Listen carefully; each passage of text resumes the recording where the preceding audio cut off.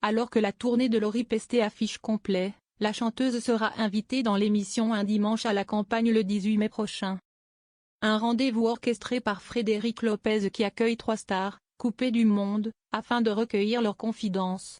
Règle majeure de ce rendez-vous, ne pas utiliser son téléphone, ce que Lori Pesté n'a pas respecté. Télépoche a interviewé la maman de Nina, 2020, née de ses amours avec Yann Dernocourt et a voulu savoir comment s'est passé le tournage. J'aime beaucoup cette émission. Je la regarde régulièrement. C'était un tournage très sympa où l'on déconnecte, avec de belles rencontres. Il y a Violette d'Orange, la plus jeune navigatrice du Vendée Globe. Elle a seulement 24 ans et un parcours incroyable. Moi, je crois avoir raconté des choses que je n'avais jamais dites auparavant, a-t-elle déclaré. Une interview qu'on a donc hâte de découvrir. Et à la question pas trop dure de vous passer de smartphone le temps de l'enregistrement?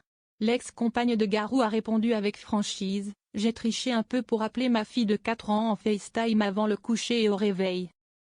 Frédéric Lopez demande à ses invités de mettre leur téléphone dans une boîte.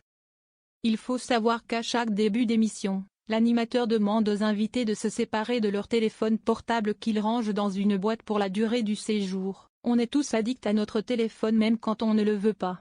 Pour beaucoup de célébrités, si est étrange de se débarrasser de son téléphone. Lors du tournage, il y a eu une sorte de culpabilité pour certains à abandonner des millions de followers mais tous considèrent que ça fait du bien. Pour moi c'est symbolique de faire ça à la télévision car c'est une manière de dire aux téléspectateurs essayez pour voir. Quand on le fait, on est beaucoup plus à l'écoute de ce qu'on ressent, des autres. Ça donne aussi cet effet-là dans l'émission, c'est peut-être une des autres raisons du succès de l'émission, avait-il expliqué à nos confrères de puremedia.com. Mais attention, le soir venu, les invités ont le droit de reprendre leur smartphone.